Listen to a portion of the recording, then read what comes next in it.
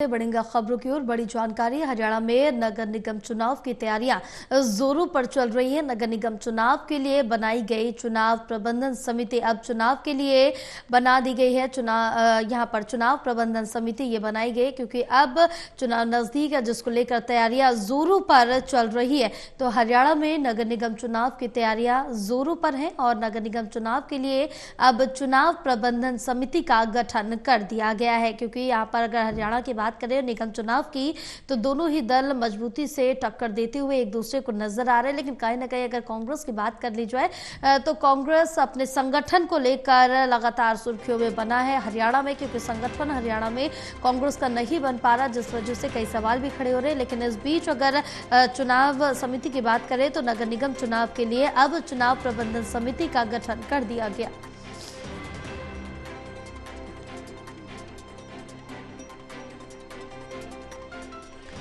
हमारे साथ हमारे सहयोगी ललित कांडपाल जुड़े हुए हैं और ज्यादा जानकारी लेंगे। ललित, क्या कुछ जानकारी मिल पा रही है हरियाणा नगर निगम चुनाव को लेकर, क्योंकि अब समिति का गठन कर दिया गया है, चुनाव प्रबंधन समिति का?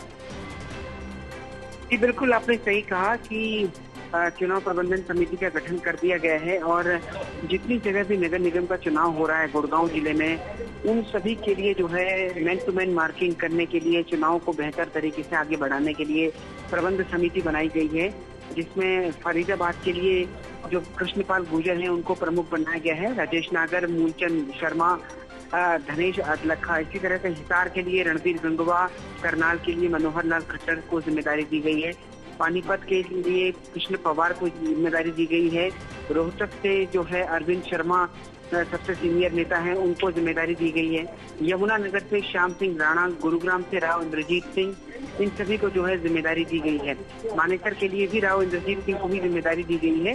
सोनीपत के लिए पंडित मोहन लाल बड़ौली, अम्बाला के लिए अनिल विज, पटौदी के लिए राव इंद्रजीत सिंह, सिरसा के लिए कृष्ण बेदी और थानेसर के लिए नायब सिंह सैनी को जिम्मेदारी दी गई है। तो इसी तरह से जो है अलग अलग लोगों को एक समूह बना दिया गया है, टीम बना दी गई है, जो पूरे चुनाव पर नगर निगम पर नजर रखेगी और उनकी प्रबंध समिति को आगे बढ़ाने का काम करेगी।